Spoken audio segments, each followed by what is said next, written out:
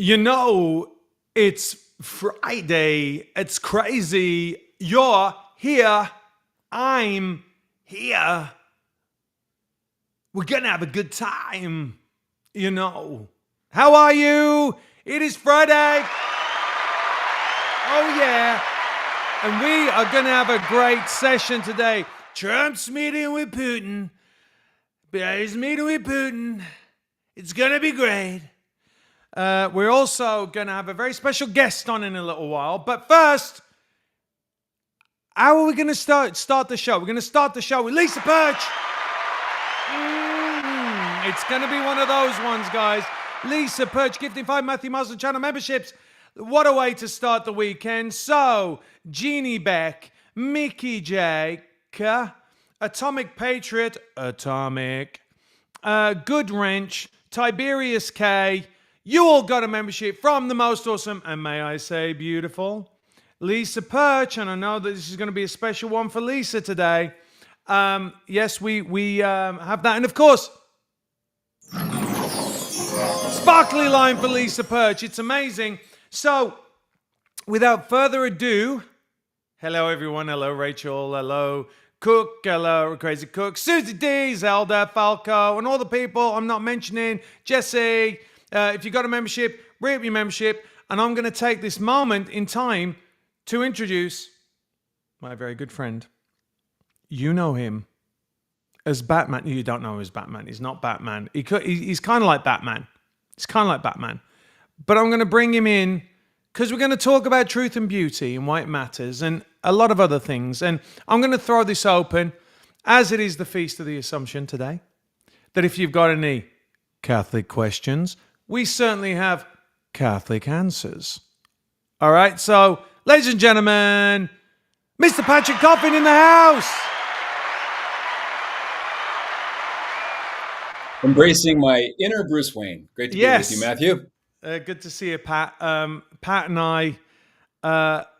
I have to say, like, I love this guy. I love, he knows it. We've been friends for a long time. Not like that though. Not in that way. Like love, like, ooh yeah, we're buddies kind of way. And listen, I'm the one that drinks coffee on this show. Hang on, that way around. Crockett coffee. I need to send you some Crockett coffee, don't I? Nice. It seems. So, hey, Lisa. Yeah. No, Pat and I, if you don't know, Pat is very good friend of mine. Very good friend of mine. And we go back quite a long way.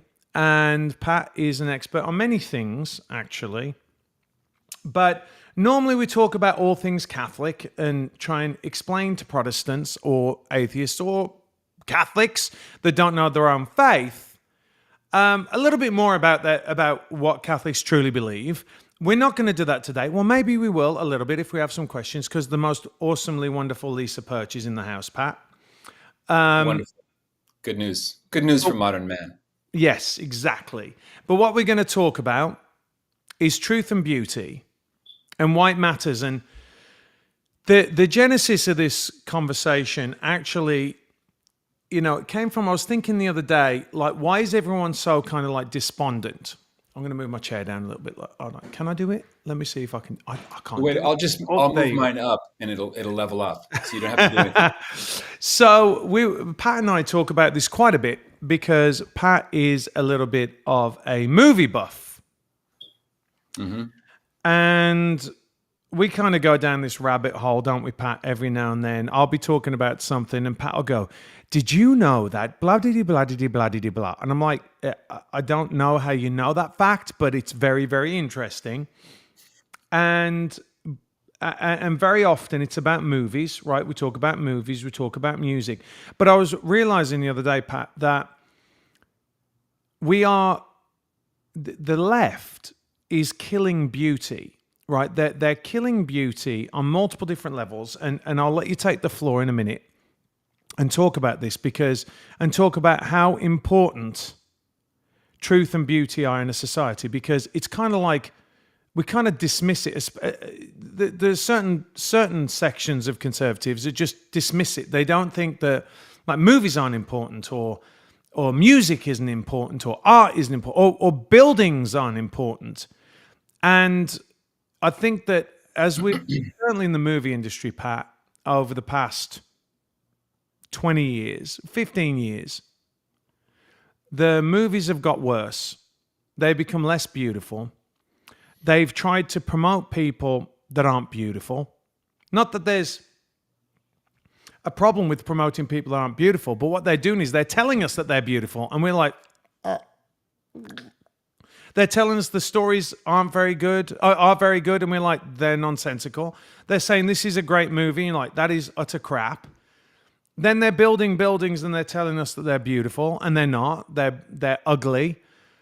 And music they're saying is genius. This guy's a genius. Listen to him. And he's like, "You call you on the telephone." I'm like, that's not beautiful to me. Why? Tell me why. Tell me why, Pat. Well, you're tapping into a culture-wide assault on beauty that began, I think, after World War I. In the architectural sphere, it began with a guy in Germany. So many bad ideas begin in Germany, don't they?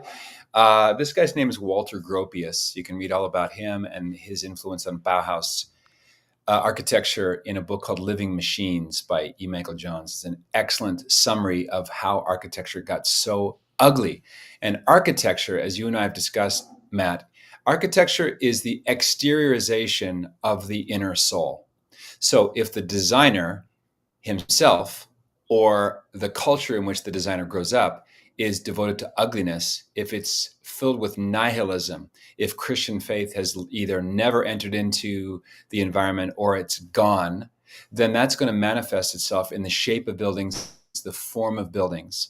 And so if you go to a country like Spain or like, let's say, Italy, where there's still this nascent Catholic reverence for beauty, you can go to, in the city of Rome, just do any 360 turn on your own heel and open your eyes and then open them, close your eyes, then open them.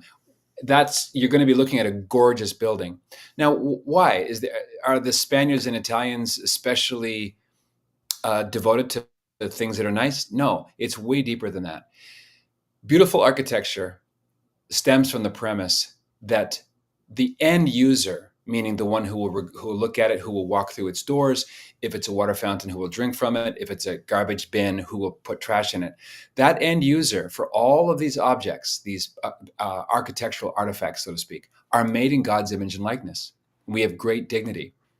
If you believe the universe is governed by no particular God and that materialism is the reigning philosophy, then your buildings are going to reflect that too. They're going to be Bauhaus. They're going to be flat top. They're going to be purely functional. They're going to be ugly as sin. I think a good example of ugly architecture and the propaganda that comes alongside of it to sell it to us is the Tesla truck. It's like an invitation to atheism. It's awful. Super flat top. It's just, it's formless. It's purely functional. And that kind of ugliness, along with so-called modern art, where you have a guy who urinates on a canvas and it goes for 10 million. Yeah, I mean, you have to sell something that's ugly. Something that's beautiful is its own message. Yeah, by the way, a lot of people don't really know. I don't know if you've done a deep dive on this about, the Jackson Pollocks of the world, and how that movement was started by the CIA. It was actually started by the CIA, and nobody really thought that it was good art, right? They just wanted to start. There's a whole thing on it if you guys look it up about how they wanted to create this art movement to say, look, America can basically do great things, and they did that instead of you can't. Even if you look back at the Russians, because of course we were at war with the Russians, whether with the USSR, and guess what? They had all the best ballerinas, they had all the best ballet, they had the greatest writers, right? I mean, if you look back, they did. And so, it's very difficult to also compete against a country that says, oh, I can see that you're this height and that you're this height and your kids will be probably this height, which would mean that there will probably be great fill in the blank, right? Like ballet masters or shot putters or weightlifters. And now I'm taking your baby And that's what they're going to do for the rest of their lives, right? Like, I mean, that's what the Soviets did, right? So America was trying to push something different. But again, you talk about that kind of like the architecture came out from Germany, and it was absolutely widely adopted in the UK, of all places, with the brutalist architecture movement. Soviet Union too. Yeah, I I mean, of course, the Soviet Union. I mean, yeah. that makes sense. But in the UK, and there's a great comment by Morrissey, of all people, talking about how council flats. So for you guys that don't know, it's like basically the projects, what I grew up in, are dehumanizing. Like that people need to go out and touch the grass outside their house. They need to have pride in their own space. Like, you need to have your own like little space. But just going back to what you were saying about this movement, that it's funny you talk about Germany because the Nazis wanted to kill God. I understand that it went into Russia because the Russians wanted to kill God.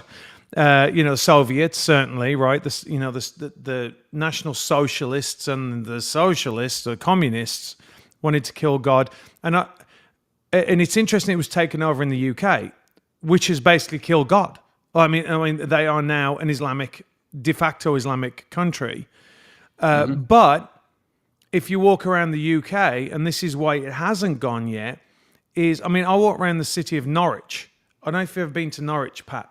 You look one way, there's a beautiful cathedral. You look that way, there's another beautiful cathedral. There's a church. You go to York, you got York Minster. And by the way, I'm on a bit of a rant about this, but Pat, I want you to comment on this because this is really important. And this is to my Protestant brothers and sisters. I'm going to address this. Is the majority of the churches that you look at in the UK that are Protestant were Catholic. All right, so just remember that. So there was an inheritance of beauty, right, from the Catholic Church. Okay. And then what's happened in America, and you know this as you're a Canadian who came to the United States, and now you're like me, a naturalized citizen. The truth is that in an attempt to move away from Catholicism, and I don't want to get into the whys of that right now, right? Because this isn't, I'm not here to have a war. In an attempt to move away from Catholicism, a lot of Protestants have abandoned the beauty of churches, right? Because they're like, no, we don't want to do that. That's idolatry and all this. And it's absolutely a massive mistake. It's a huge mistake to just differentiate yourself with the Catholics. The majority of the churches I see are ugly in the United States. They are. They're ugly. Even, by the way, Pat, and you can talk about this, the Catholic churches in America post-Vatican II are horrible. They're just... They're Protestantized. So can you explain to people what we mean by that? Because it's important, and like I keep trying to tell my American Protestant brothers and sisters, is that this is not the case in the UK. Right? You can go and look at the churches in the UK, like York Minster, which is now a Church of England church. It is one of the great things in the world. It is spectacularly beautiful. And Protestants go to that church. I went to that church to see how beautiful it was, and the majority of the service was Catholic. Right? So can you explain that, Pat? Well, the Protestant Revolution in England was a looting operation. It was a property land church grab. Don't mean to offend anybody. That's what happened. This is why I don't use the term Roman Catholic. I like Catholic. First appears in just before 110 AD in writing. It just means universal. It means of the whole, belonging to the whole. Roman Catholic was an insult term given to us by the first generation of Anglicans under Henry VIII. So I don't like to adopt or to incorporate things that are in their source an insult. No, I did not know that. I did not know that. Yeah, so, just Catholic with no adjectives is better. So when you believe that Jesus Christ is bodily present in your sacraments, especially the sacrament of sacraments, the Eucharist, your entire church design has that in mind. If you walk into it doesn't matter, any Catholic church in England or Scotland or Ireland or any great European country, the angle of sight requires you're drawn like a magnet to the center of attention, which is the tabernacle on the other side of the altar. It's not often a side chapel. You don't have to have a good relationship with St. Anthony to find Jesus. The whole structure is built for that, for the God-man really present. That explains, if you go to, let's say, St. Peter's Basilica in Rome, every 10 square feet you look, it's an ocean of minute detail. Notre Dame, same thing. Chartres in France, same thing. Why? Because we want to glorify God, and God deserves to be glorified. Our glorifying him with our churches doesn't add a drop to his glory. He doesn't need it, but we need it. Which is why the liturgy is so important, to have reverence when you're worshiping the thrice holy God. And so our priestly vestments, at least in the traditional Latin Mass community, are beautiful. Everything is done intentionally. There is no liturgical abuse because the priest just says the red and does the black. There's no liturgical dancing. There's no, I call it in persona JC, in persona Johnny Carson, instead of Jesus Christ. There's no room for witty asides. Everything is serious business, but it's not somber. Yeah, it's not somber. Solemn. Yeah. It's solemn. It's filled with awe. And we believe that God the Father should be worshipped in spirit and truth, but we're also bodily. And so our minds are naturally drawn to beauty. Beauty and truth and goodness is one of the three, what we're called the transcendentals. And they have evangelical power. We're drawn to good people. We're drawn to things that are true. The truth's always simple, Matt, right? When you start lying, you got to memorize all your lies. Yeah, it's very, very difficult. Like I don't have the energy to lie. But to your point, Pat, because firstly, I want to just give some props out. I cannot believe it. It's so funny that Suze D, who constantly gifts out memberships, it just came up, Suze D became a member, which I think is really funny because she's given out hundreds of memberships, right? Like hundreds of memberships, donated them. And I've got this thing, Pat, where now you haven't seen it. I used to give them the sparkles, right? The ladies get the sparkles, but now we've taken it up a bit. They get a sparkly line. I did. Do you like that? Do you like that? A little disturbing. A little disturbing. It's I won't lie. fancy. Also, I think it's pronounced. Was it Norwich? I'm here for you. I think it's Norwich. It's Norwich and like Wednesday, right? Did you see that? Yes. There's a whole Michael McIntyre thing. Have you seen his thing on silent letters? We're going to have silent letter day where we have a sandwich. We have a sandwich on Wednesday, and we put the sandwich in the cupboard in February. February. You took my arrow. February. Yes. Yeah. So it's okay. But look, my point is, and this is why, because another one of my amazing, you've got to know my people as well because you've been on this show multiple times, is that, where are we? Let me just pull this up. When you're doing John that, Lovelace. John Lovelace. Hold on. John Lovelace is amazing. 10 feet away, Matt. Let me just grab something just beyond all right, you go. eyesight. I shall go. I'll be right back. Okay. John says, you have a lot of history. We don't. It's a shared history, John. It's a shared history. What I'm trying to say when I talk about these things is it's so important for us to unite, right? It's so important for us to come together as Christians. And look, you guys get it because you're on here and you're not like offended at anything that I've said, so you've gone off and left. But every time we talk about these kind of things, I would hope that it advances a understanding of what Catholics, for example, believe. This isn't all going to be about Catholics, but because that's not what I want to talk about. What I'm talking about is truth and beauty. And it is the truth and beauty, if you track Western art, especially in Western music, it is, you have to look at the influence of the Catholic Church and Catholics on truth and beauty in Western society. You have to. There's no escaping it. It's like when I was talking to my wife about Malta and the history of Malta. Malta's history is uniquely entwined with the Catholic faith. So if you talk about the Great Siege of Malta, 1565. It was a bunch of Catholics fighting against a bunch of Turks, right? If you talk about other elements, St. Paul, right? St. Paul landed on Malta, right? That's what it's famous for. It's famous for its Catholic faith. And I was just saying, Pat, when you walked away, is that you can't talk about truth and beauty. And this is really, really important for us all as Americans to understand. You can't talk about truth and beauty without acknowledging the role of the Catholic Church in it throughout Western civilization, even when it comes down to things like flying buttresses, vaulted ceilings, that were all created for churches for the most part. And now we've kind of moved away from that. And British Protestants don't have the same issue because they have these beautiful churches they go to. And that's why when I first came to America, Pat, I was like, they have churches like this? Like, this is really weird. Like, it's a stage, or like there's no... And it was I'm just trying to get you guys to understand that, and Lisa and the other Brits out there will tell you this. They'll say, look, our churches are like, they used to be Catholic churches, and now they're Protestant.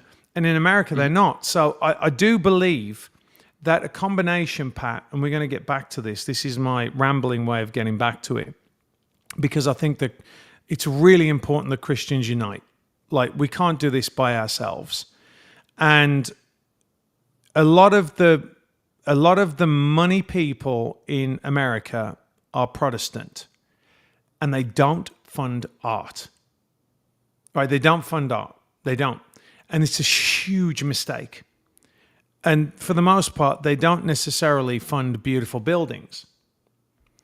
Yeah, you could say the same thing about well-moneyed Catholics having no interest in winning hearts and minds through things. Yeah, but the art, thing, musical, yeah, the thing with, maybe. I think the thing with, Catholics are just a disaster in funding things. The difference is Catholics don't fund anything. Protestants fund things, but they don't fund the arts. That's the difference I was trying to say. Like, both,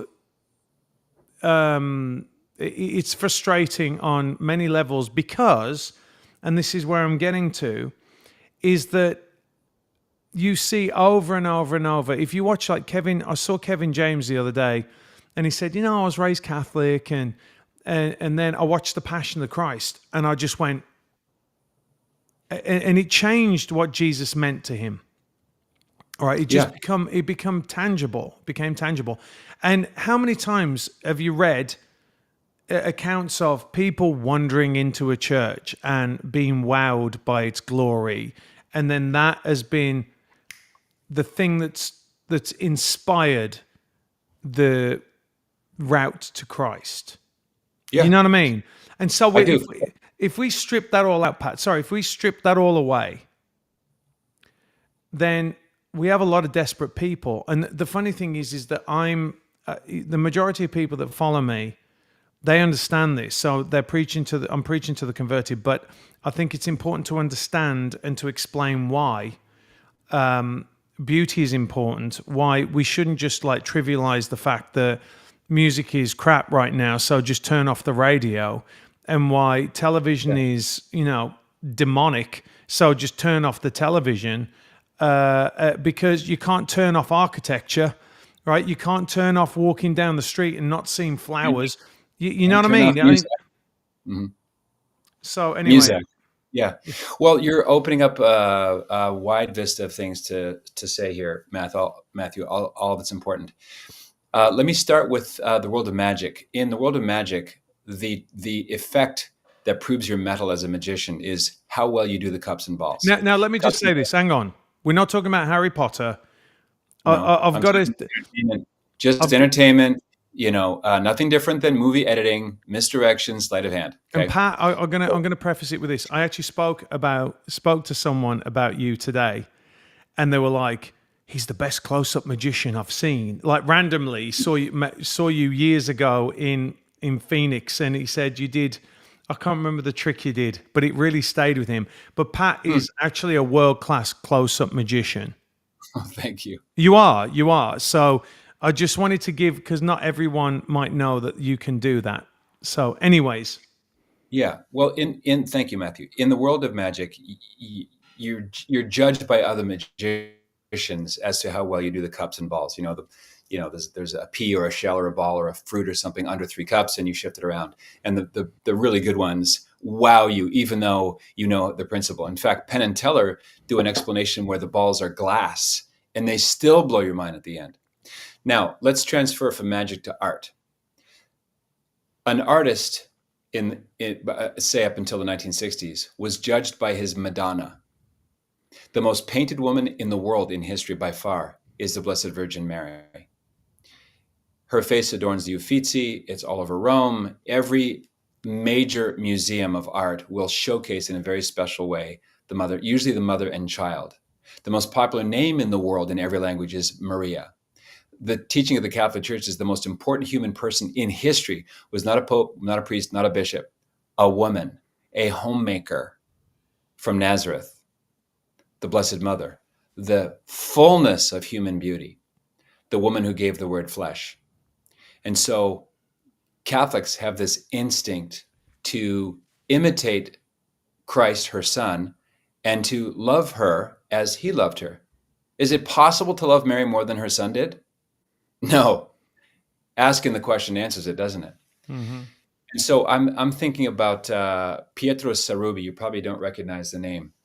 Mel Gibson cast him originally as Peter, and he decided to go with another actor to play Peter in The Passion of the Christ. And Pietro played Barabbas.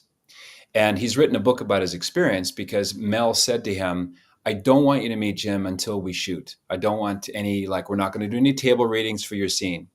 And so the take you see in the final cut of The Passion of the Christ, when I call it the first rigged election in history, when the crucify hymns outnumbered the, save Jesus. This is Pilate, Barabbas, and Jesus. Look at that. Yeah. Goosebumps. Yeah. When he's going, he's just a pig, right? He's so happy to be released. He stops short when he looks over to his right, past Pilate, into the eyes of Jesus. He said in that moment, he was raised an atheist, agnostic background, no particular religious faith. He said, you are watching what happened to me when I got the grace of faith. Wow. So wow. Now Jim is in extremis in that scene. Now I know Jim personally. He's a beautiful man. Yeah. He's the math of his face. He's very childlike and masculine, but even with the crap kicked out of him in the Passion before he goes to the cross, there's this inner radiance about him as Jesus. I could go on and on and on about the magic sauce, if I can use the word magic, of the Passion of Christ. It is Mel's decision to hire Caleb Deschanel to be the director of photography. Caleb Deschanel is, to me, maybe the greatest cinematographer in history. He did the Black Stallion in 1979. He did The Natural with Glenn Close and Robert Redford. He did, he was fired by James Cameron 2 weeks into the Titanic filming because he said, your stuff's too beautiful. I can't use this. Really? So he had Russell Carpenter got the job. Yeah. I mean, just a little segue on that is the fact that didn't win a whole load of Oscars, including it says everything. It says everything. Yeah, it says everything. Yeah. You watch it. You go and watch. If you guys haven't seen The Passion of the Christ, go watch it tonight. And it looks like it was shot yesterday. Well, I'll tell a lie. It doesn't look like it was shot yesterday because nobody makes movies like that anymore. Mm-hmm. It's like a painting all the way through. It is. It's beautiful. Mel told him, my only instruction is that you make every frame look like a Caravaggio with the study and dark and light and the softness of the colors. Well, you got it. And so that movie has an evangelical power, not just because of the writing, not just because of the casting, but because of its look and its sound. John Debney's music, coupled with the performances of the actors and the master director Mel Gibson, plus Caleb Deschanel's director of photography work, it just packs a wallop. It rattles you. It just kind of grabs you by the lapels. And this is the kind of thing. Just one more thing that we say. Oh, beauty will save the world. That's a line from The Idiot by Dostoevsky. beauty will save the world. And I think it means Dostoevsky is one of those vindicated prophets who saw that Yeah. in the future, intellectual arguments are not going to have a lot of sway. There's going to be war, there's going to be bloodshed and conflict, but we're made to see beauty and to live in its light. And when you encounter beauty that is sincere and transparent and piercing, your intellect gets circumvented, your defenses are down, and that your heart is touched directly. I think that's what the quote ultimately means. I'd love to hear what your No, memories I and your mean, spark. what's funny is that you bring up Dostoevsky. That's who I was referencing when I said they're the best writers in the world. I mean, Dostoevsky is, and a lot of people, I don't think, there aren't enough people that read him. I mean, which is a tragedy. But I think that we're reaching a point where we're surrounded by ugliness. I think we're surrounded by filth, ugliness. Music doesn't sound in tune anymore. Like, if you listen to a lot of these rappers, that the chords are off. And Yeah, well, rap isn't music, right? Rap is it's a parasite on actual music. yeah, and they're like, oh, these guys are poets. I'm like, no, like, what are you even?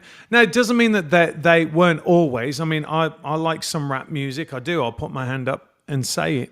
But now it's all this. It's all sounds the same. I know we sound like a bunch of old farts, but Rick Beato, who I'm a massive fan of, and if you guys don't watch Rick Beato, Super.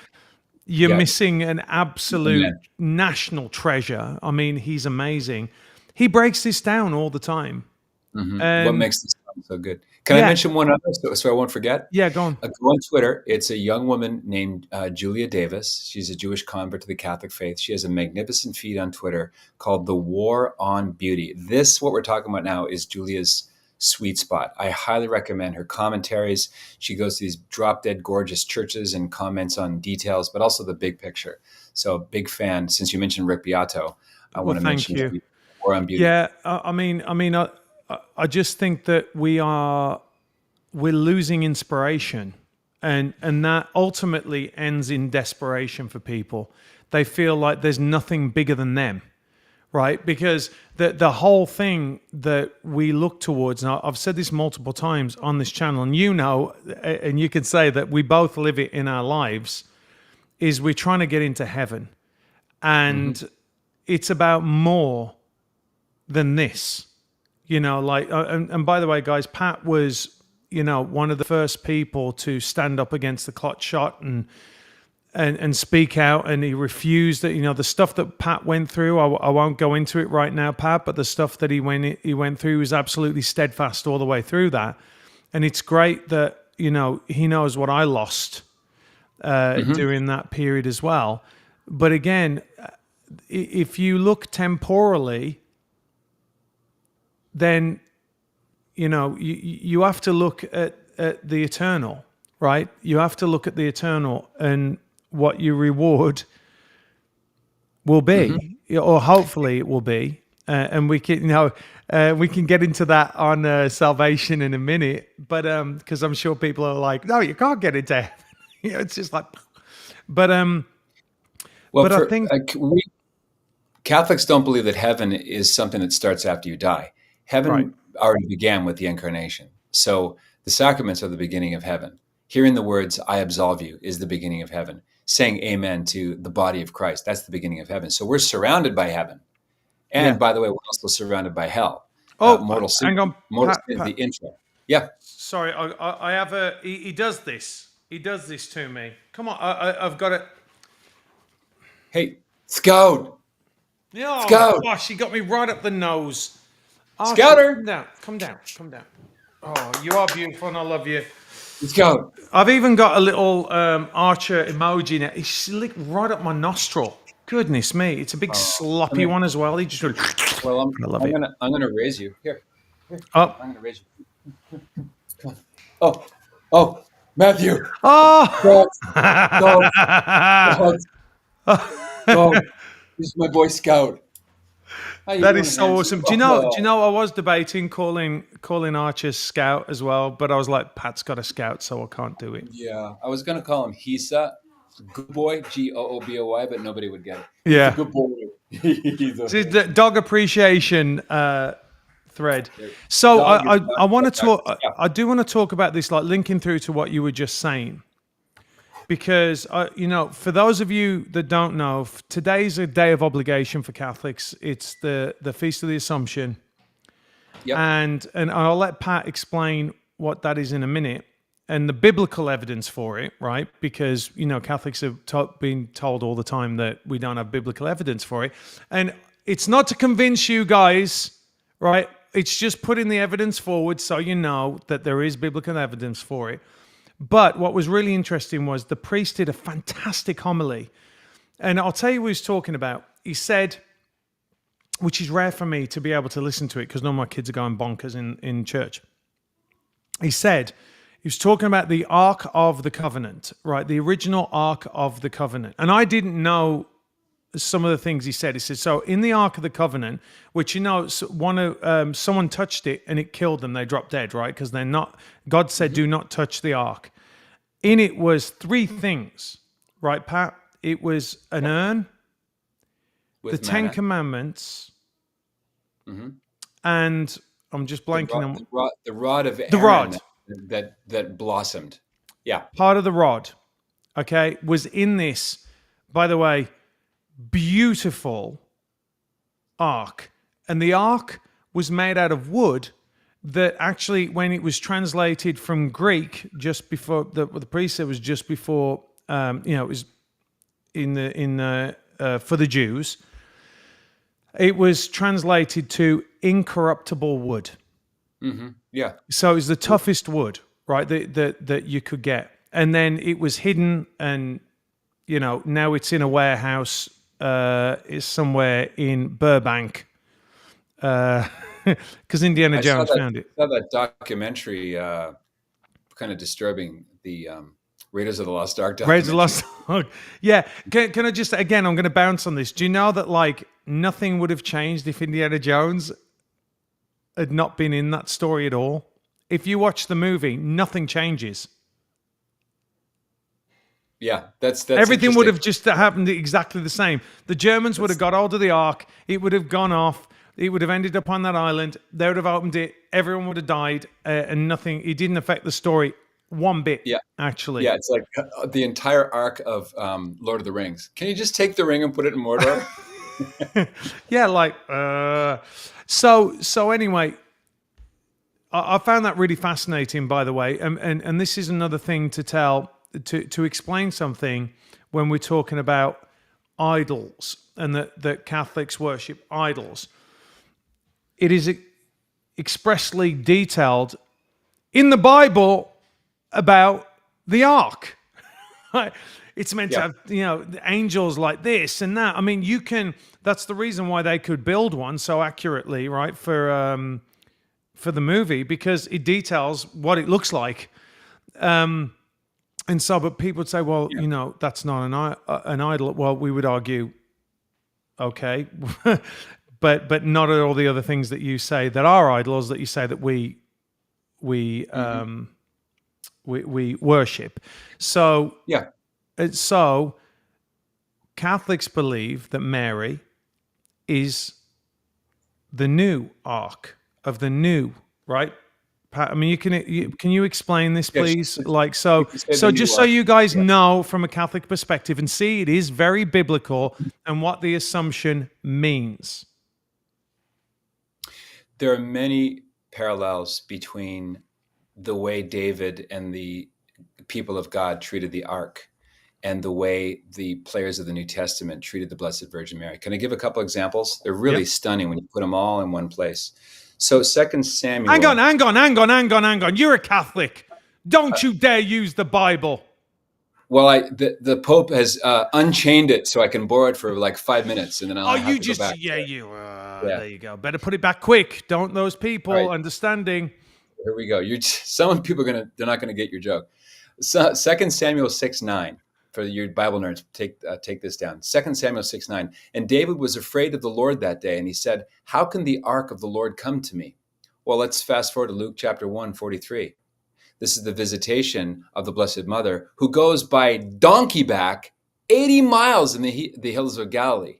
When I take people on pilgrimage there, we do that trek, and people cannot believe on a bus how long it is, let alone a woman 6 or 7 months pregnant doing the same trip to visit her sister, her kinswoman, her cousin Elizabeth, who's, by the way, pregnant with John the Baptist's cousin, John the Baptist.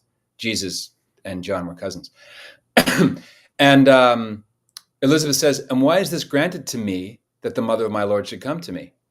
2 Samuel 6:15. So David and all the house of Israel brought up the ark of the Lord with shouting and with the sound of the horn. Luke chapter 1, verse 42. And she exclaimed with a loud cry, "Blessed are you among women, and blessed is the fruit of your womb." I'll give you one more. 2 Samuel 6:14 and 16. And David danced before the Lord with all his might.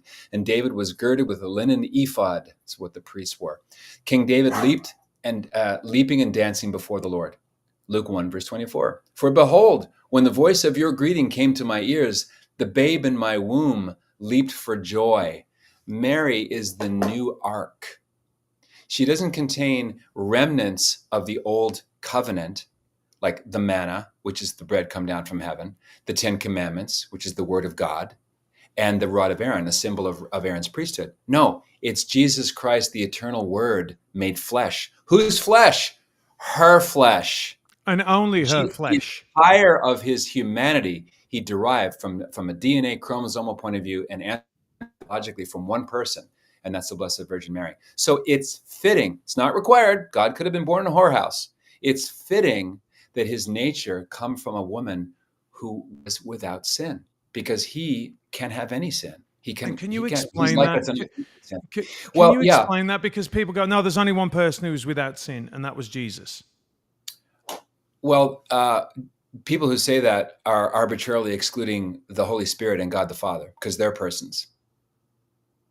When you say, oh, the Psalm says, and St. Paul repeats this in Romans, all have sinned and fallen short of the glory of God. All? Oh, you mean Jesus, right? Well, no, it's an exception. Oh, okay, so now you're making exceptions.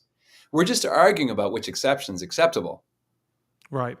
And by the way, I don't know if I sent it you, there was this little meme that was like, "Hi, I'm starting the Reformation. This is my Reformation." And then, all the different guys come along. Did I send it you? Yeah. It's very funny. I saw it this morning. Yeah, it looks but Martin Luther believed what we believed, right? The early Martin Luther believed all the Marian dogmas and defended them. So, but to understand the Assumption, you have to understand, so the Assumption is the last thing, so to speak, of Mary.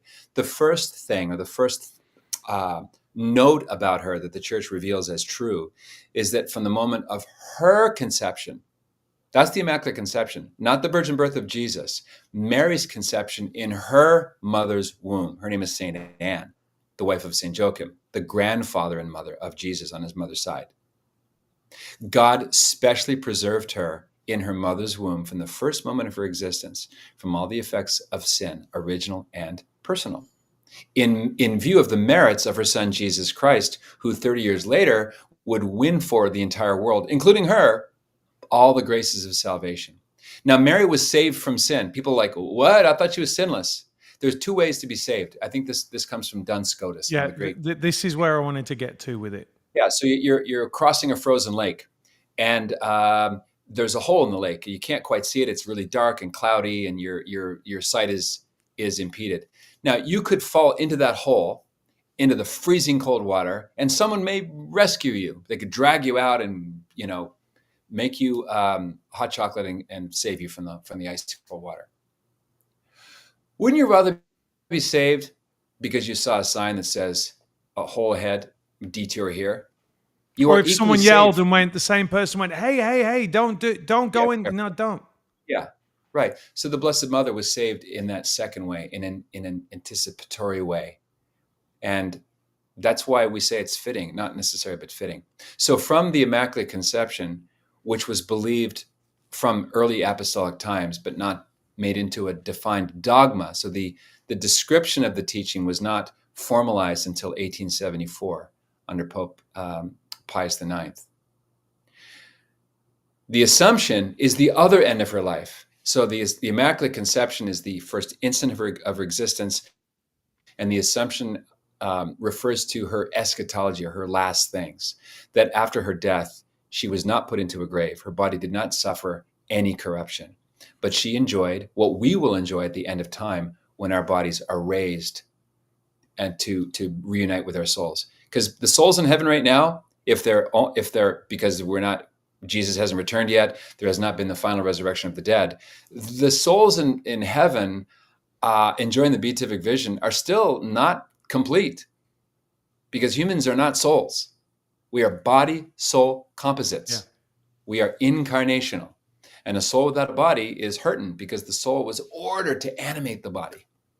Mary, we believe, has that now.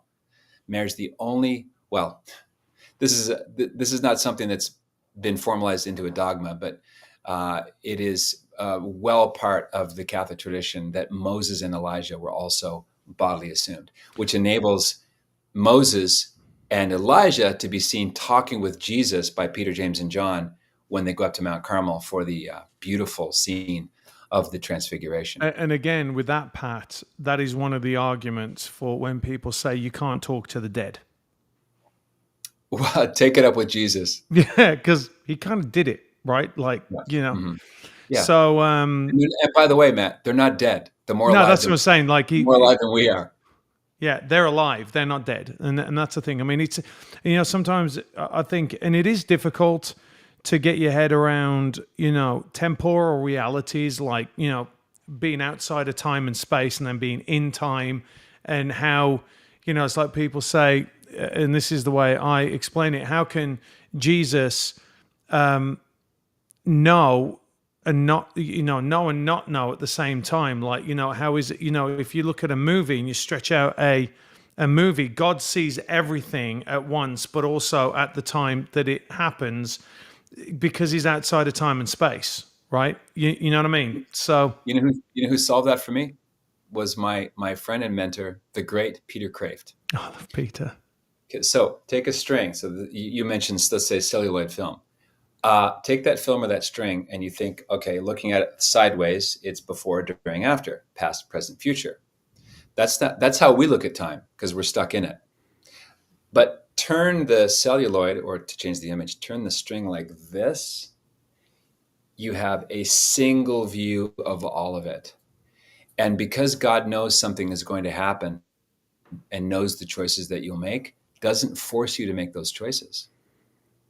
Foreknowledge is not causality. Yeah. It's just knowing.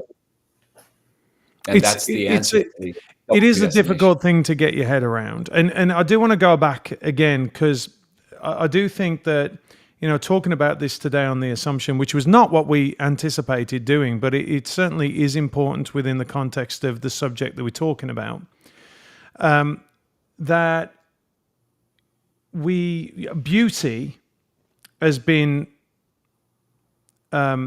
eradicated. Like, what do I mean by that? Or they've attempted to eradicate it. For example, the most beautiful thing in the world, I mean, I think most men would say, I don't think men's bodies are like beautiful, but I think a woman's body is beautiful. And a woman would probably say, no, I don't know. I do think a man's body is beautiful, but they would also admit that a woman's body is beautiful. But we can objectively say whether or not a woman is beautiful. Mm-hmm. And we can say, we know it, right? We know, we look, we go, yeah, that's beautiful. In the same way, they've tried to tell us that we cannot recognize a woman.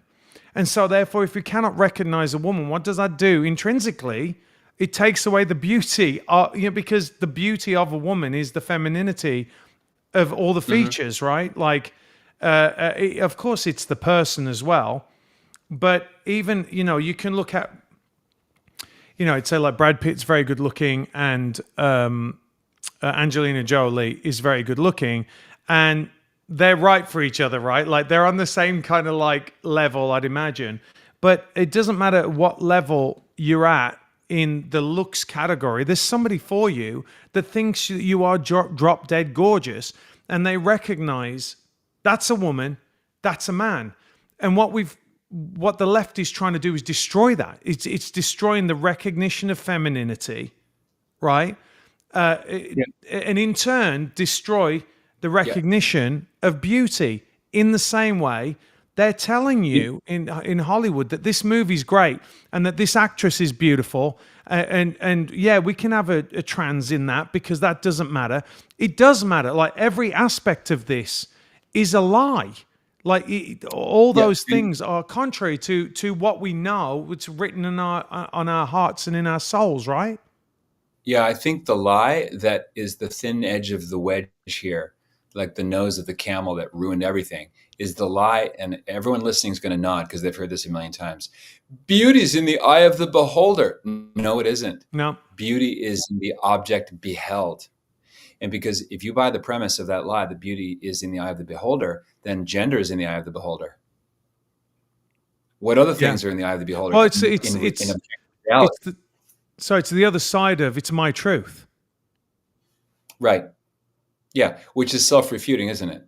Of c- Truth is subjective. Oh, really? Is that an Is that objective true? truth? No. But this is the problem is we have people that, and I wasn't brought up in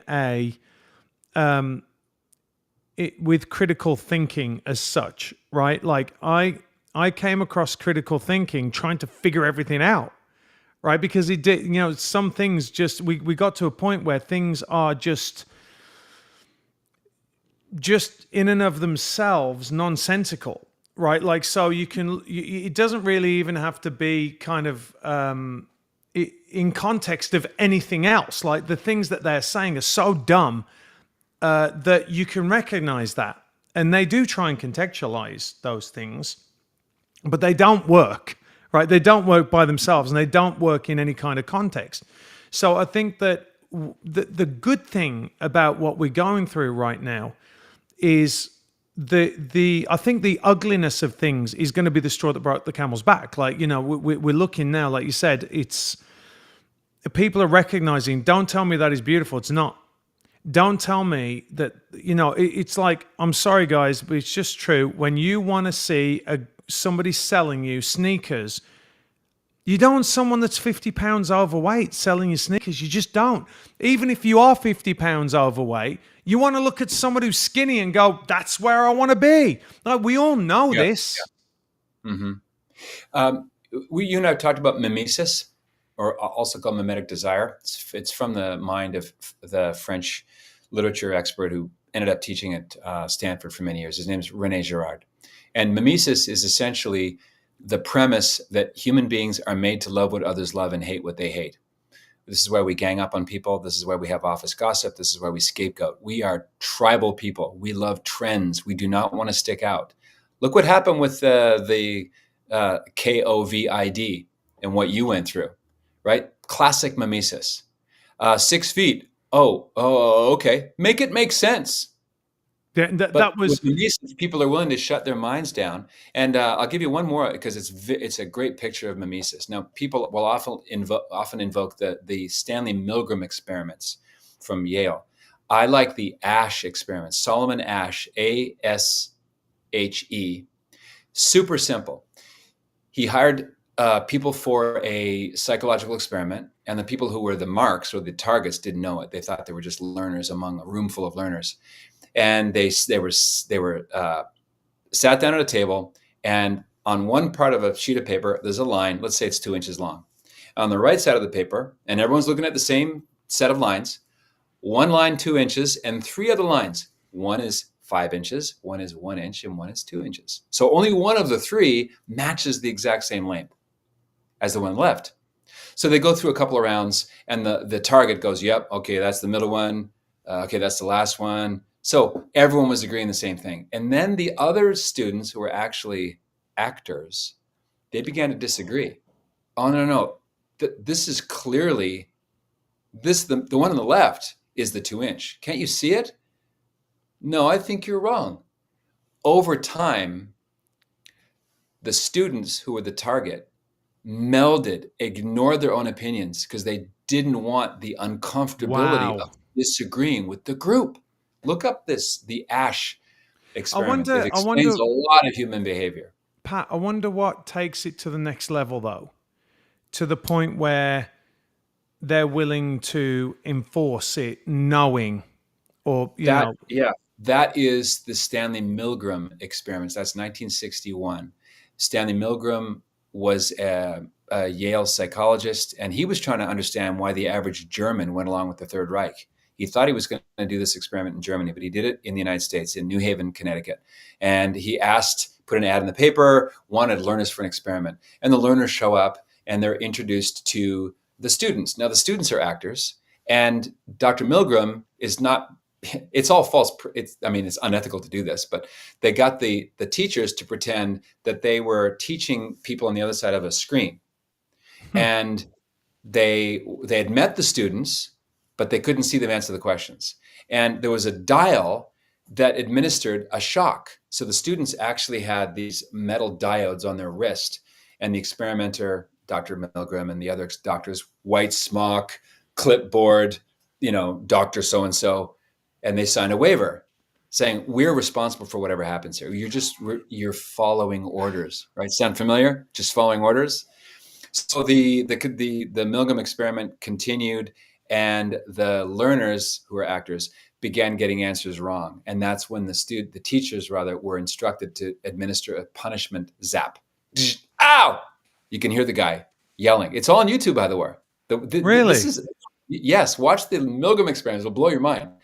Then, as the mistakes get more frequent, the dosage of voltage, I should say, is increased up to, I think, 300 volts. And after 300 volts, these learners are like shrieking, crying, "Please, I'm begging you, and I'm out." And then half of them are going, "No, doctor, I can't participate in this." You're required to. You signed a waiver. We're responsible. Wow. Don't worry. Nothing's going to happen. So after the 300, I forget what the extreme maximum of voltage was, but after that, there was triple X. And triple X was like the worst dosage. And after they administered the triple X zap of electricity, the actors stopped screaming. Presumably, they're dead because all the shrieking stopped. So Matthew, what do you think the percentage is in the entire Milgram experiment cohort that went all the way and administered a lethal dose? What percentage? 50%? 63. Wow. That's the doubling down of what Solomon Asch discovered in his experiments involving pure pressure about the length of a line. That's unbelievable. I mean, yeah. But it makes sense, right? I mean, it makes sense now with what we've seen. We've experienced it. And I remember years ago watching Jordan Peterson talk about this, who, by the way, I don't know where people can see your interview with Jordan Peterson, which to me is the best interview, apart from when he destroys Kathy Newman. It's the best interview I've ever seen with Jordan Peterson. Can they see that anywhere? Yeah, it's on YouTube. Is it back on YouTube? It is. What can they search, Pat, to find it? Because it's brilliant. Jordan Peterson finally asked about Catholicism. I referenced the Newman interview in that. That was my fourth with Jordan. But you ask him, tell everyone that you saw this coming way before everyone's like, is Jordan Peterson Christian? What did you say to him? Well, we got around to his Bible lectures and his archetypal Jungian approach to Scripture. And I kind of segued that conversation into the more historical approach. And I asked him, well, what about an actual dead body coming back to life called the resurrection? Not something archetypal, not a Jungian, symbolic thing that we can all get along. We can all agree with because it's more poetic than historical. In other words, if St. Paul is correct in saying if Jesus did not rise from the dead, then we're the most pitiable of men. We're still in our sins. And he kind of shifted his body language a little bit. He said, I would need 3 years to think about that. And I said, at this point, how would you finish this sentence? I think I'm the only host that went full metal Catholic with him. I think. I've seen a lot of interviews with him. I said, how would you finish this sentence? Right now, I'm not Catholic because... And that was sort of the... it was unbelievable. And that was before, I believe that was before his wife got sick. Was it before his wife got sick? I believe, his wife, Tammy, I think had been diagnosed by then. And that's an amazing story. Truly stunning healing from advanced terminal kidney cancer through the rosary, by the way. Yeah, it's amazing. So a woman named Yep. Sorry, go on. I just want to pull this up because Lisa Perch has been very polite and waiting for Lisa. five English pounds sterling. This is a question Lisa for is such Pat. a great story. Can you read that? Can a soul still keep the spiritual connection to a human being even though they have died? Serious question. Do you mean the soul that's the human being himself, or a spiritual connection with someone else? I Maybe think, Lisa yeah, can answer because that. it's slightly difficultly worded. I think what she means is once someone has died, can you still have a connection to that soul? You're alive. Yeah, Can you still have yeah. a connection to that The soul? dead don't fall into a hermetically sealed concrete vault. We can pray for our beloved dead. What we cannot do, this is condemned in the book of Deuteronomy, we cannot indulge in necromancy. We cannot have trafficking with the dead, communication with the dead, asking favors from the dead. It's not magic. There's nothing occult about it. Yeah, you When you can't so if you start talking to people who are saying that they're talking to a dead person, Yeah, demons can pretend to be dead people. yeah, This is all off limits to Catholics. yeah, If the context is prayer, we see this in Revelation chapter 5, verse 8, where the saints are like incense delivering prayers in heaven. After you die, you only go to two places. You go to heaven or you go to hell. There's no third option. Purgatory is the antechamber of heaven. It's not some third bucket, or some parlor living room with really boring music. it's yeah. it's the time. It's the place of purgation, and so we can pray for our beloved dead because God is a merciful Father. There's no anti-canonization ceremony. We don't know the names of the damned. We just know that God has done everything He can to get our attention and to effect our salvation. This is why it's called the one perfect sacrifice. Jesus doesn't have to do it again and again. He did it once, and that is sufficient. One drop of His blood, one tear shed in the garden would have been enough to save us. But He went all out and gave us everything and suffered death out of This His is an crazy love. interesting question, and I'll give this one, but put your super chats up. JMC said, so it is correct to say all ghosts are demons. No, I don't believe it follows that all ghosts are demons. I know too many priests with too many encounters with families that have asked for prayers of their homes that have become places of hauntings. And that would be the soul of a deceased person who is in purgatory and trying to get your attention because there's something unresolved. So not all reports of ghosts are necessarily demons. But you got to be very, very careful. There are multiple. This is one of the good things about the decentralization of media now, is that you can listen to people who have gone through things. There's someone that Pat interviewed, and guys, I'm going to put a disclaimer now. I'm going to ask Patrick about something that I know about that is really disturbing. So if you get kind of like scared, if this thing freaks you out, then I suggest that you just walk away for 5 minutes and then come back. Joseph Schrembra. Mm-hmm. Joseph Schembra. Mm-hmm. Can you tell them what he told you in the interview?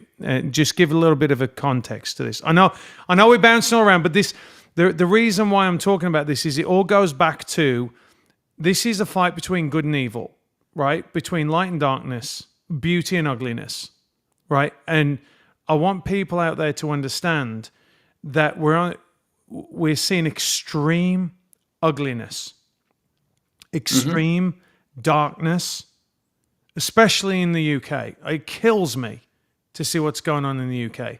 But there is a light, right? You're not alone, number one. You're not alone. And you're called to something higher. And this might be your opportunity to do that thing that you need to do. So, Pat, tell them about Joseph, please. Well, I'm trying to remember the specifics. Joseph is an ex-Catholic. He's now Orthodox, Russian Orthodox, I believe. He was involved in the gay porn industry as a performer and went through some extremely gnarly occultic experiences in that lifestyle that terrified him. It literally, it scared the hell out of him. And the tongue. You can tell them about the tongue. Oh, yeah, that's something I needed mental floss to get rid of. Um, yeah. Was it in a club of some kind? Yeah, you can be nebulous about it, but you know, Yeah, this is one more experience that is validated by the exorcist that I know. I've interviewed Father Gary Thomas, Father Vincent Lambert. I hope to connect with Father Carlos Martins, and I know a very skilled layman named Adam Bly, Blai. Adam runs religiousdemonology.com. He's on a training team that helps instruct exorcist priests in how to do this. The devil can make use of material. He can make people vomit up nails, bones, pieces of flotsam and jetsam that don't seem to have an origin from the person's body. But it's all a lie. It's all a parasite. The devil cannot create anything. The devil literally has no power beyond the power that we let him exercise. It's like an angry rabid dog on a chain. Stay away from the chain circumference, and you're not going to get bit. and And all he Joseph, can do, yeah. So Joseph, yeah, he just spoke very frankly, and I think I can't even recommend that you read it because it's so disturbing and so dark. Uh, he was, to reference the point though, Pat. He was at a. I'm not going to say what it was, but let's put it like this: he encountered a tongue through a hole that went. Let me. It just came out, and it was like this long. mhm. Yeah, it's a classic show-off move from the enemy. I mean, Yeah, like, yeah, yeah. and Satan wants to keep us confused and keep us afraid. That's the thing: fear and confusion and yeah, noise. Apart yeah. from that, there's nothing But creative. talking of that, and this is what I'm getting to is people seem to be very like more open to possession, like more open to going, oh yeah, yeah. I mean, of course there are people that get possessed, and of course there are like, there's demonic elements as far as hauntings and stuff like that. But what they Mhm. don't talk about, what they hello, sorry, all my kids coming in now. What they don't talk about is oppression and suppression, which is Yeah, what. infestation. Yeah. Yeah, can you talk about that a little bit? Because I think that this is what's going on right now. Is that a lot of people don't have hope. They're seeing all this ugliness. They're not seeing inspiration. They're not seeing any wins. They're not seeing any.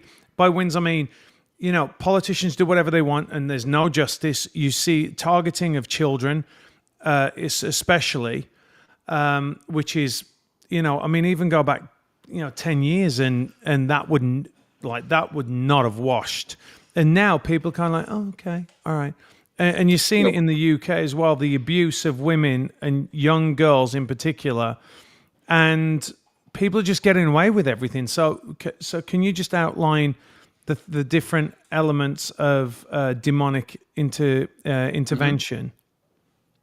Yeah, keeping in mind that Jesus Christ has conquered all of this. There are four classic levels of demonic activity. The most mild is the one that we experience every day because it's embedded in the Our Father, and that's temptation. We're always being every day whispered, "Hey, hey, do this. Just give in. You've worked so hard." Always with plausible reasons. The devil never presents a temptation as an evil. He can't. No one would fall for it. So it has to be an apparent good. And then after temptation, there is oppression, where you might feel assailed by occultic images and dreams. You may feel the presence in a room. You may feel a kind of nausea with the God and the things of God. Um, I believe vexation is also categorized here, where In a there, lot yeah. of things are going wrong, like electronic things going wrong, relationships flaring up out of no reason, family discord, a friend betrays you out of the blue, and this happens in quick succession, and you feel like there's something off here. Things are not supposed to go so with so many wrinkles to them. That could be spiritual vexation. I would recommend the book The Exorcist Files by Father Carlos Martins. He goes through these as well. The Exorcist Files, which is also a podcast. I mean, And I then you think. Sorry, go on, Pat. yeah, Go on. just two more. So then we have infestation, and that is now we're talking poltergeist activity. Now we're talking about things moving around. Now we're talking about voices. a sort of deep-seated hatred of God and the things of God. And it all opens up through portals, whether it's pornography or drugs or Ouija boards involvement, or Ouija board, tarot. New Age movements, Reiki, Silva method, certain forms of mindfulness. Not all mindfulness is pretty innocuous, but things that are occultish, things that like hardcore astrology, believing mediums, psychics, where you're trying to gain knowledge of the future that only belongs to the providence of God. And then all of these open the door to the worst, which is the worst form of demonic activity is the most rare, and that is full possession, where the person may have a high functioning job you might never guess, but they are actually under control of the enemy, and they have knowledge of languages they would not ordinarily know. And when the Roman rite is administered, the major rite of exorcism, which, by the way, if you watch the movie suggests that it's maybe heads or tails, kind of who's going to win. It's not a fair fight. The effect of exorcism on the demon is like the effect of a bat on the head, a baseball bat on the head of a rat. So it's Jesus is infinitely, God and all powerful, and everything he did in the cross is more than enough to vanquish the creature called Satan. So it's not a fair fight.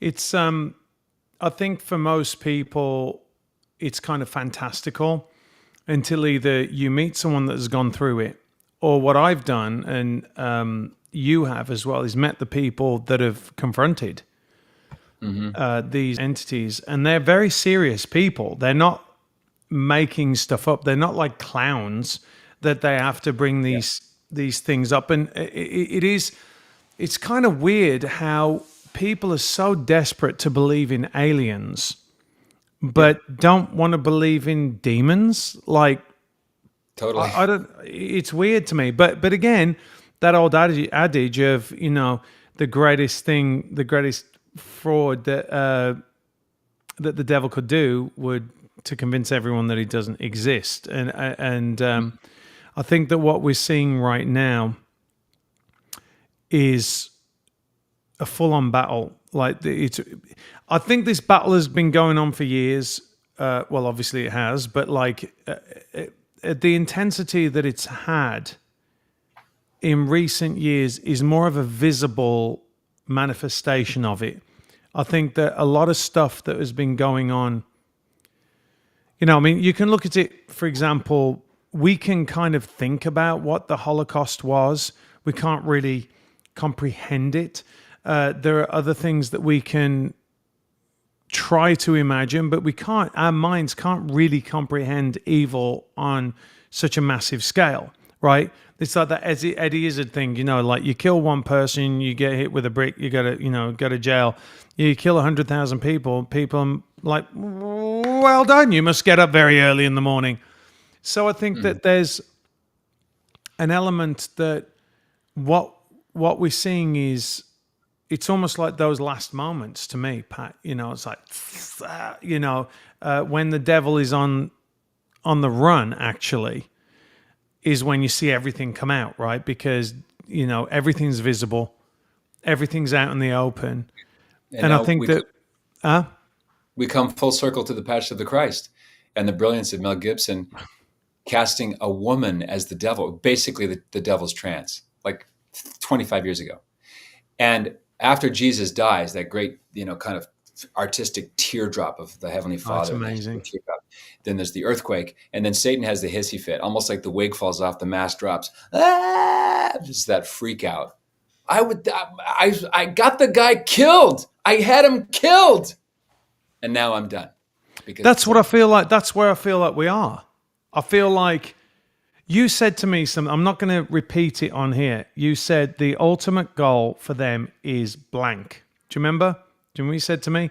What they want, the sexual perversion that they want. I'm not going to say it on here because you went, this is where the ultimate... The terminus point, the end goal of the contraceptive mentality and sexual perversion. Yeah. I'm not going to say what it is, but... Well, we were talking about it earlier. It has to do with the deceased. We'll just put it that way. Okay, so Pat said this to me, and you were totally a prophet because you were like, This is what's going to happen. They're going to do this. They're going to do that. They're going to do this. They're going to do that. Well, we're right there. Like, we're one step away from it, right? What's a sex robot, Matt? It's an elaborate. I mean, it's just WD-40 on the slippery slope. Yeah, and I remember you saying that, and I was like, wow, that's extreme. But because I know you, and I know how deeply you think about these things, and how you were at the forefront of the culture war like ages ago, I was like, there's some people you just really need to listen to, like your wife. I'm just saying, I listen to my wife all the time, honestly. Nervous. So anyway, no, but you said that, Pat, and I remember it, and I think we're right there. I mean, we are. Everything seems to be at 11. We're under. Is that a reference to Spinal Tap? Spinal Tap, of course. Yeah. Everything's at 11. Yeah. When the secular people around us and our atheist brothers and sisters throw the objection, well, how do you explain evil? The best answer to that is, well, evil is a difficult one. The great Thomas Aquinas said that the existence of evil and the apparent ability of science to explain everything without God, those are the two most formidable objections against the existence of God. But the question that they cannot answer is, how do you explain goodness? Way more powerful question. Evil is the lack of good. How do you explain good? How do you explain the cross? How is that explainable? Why would the all-holy, uncreated, eternal, all-powerful God do that to himself? Allow himself to do that when a card trick would have done, or just an announcement from the clouds, just like boom. Right. It's amazing and thought-provoking, and I think that's why you have to be disciplined to stay in the focus of Christ. You know what I mean? So your focus is on Christ, and you have to be disciplined in that. Whether that's like Vespers or like doing your prayers and whatever that might be. For us Catholics, for example, it's having a holy day of obligation. So you're there and you make an effort, and you go to mass and you listen to it, and you're there, and it's a discussion. It's always a discussion. It's important to have external locuses of control. We need schedules. We need a calendar.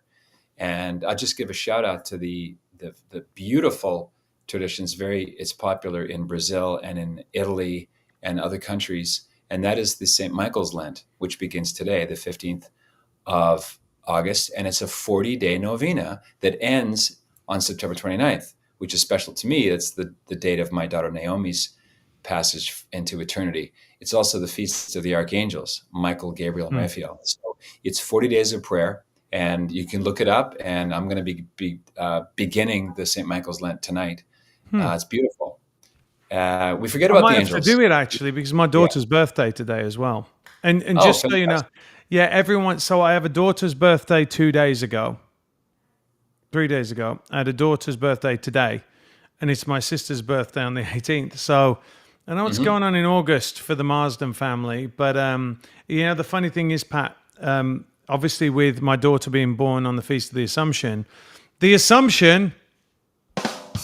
would be that we would call her Mary.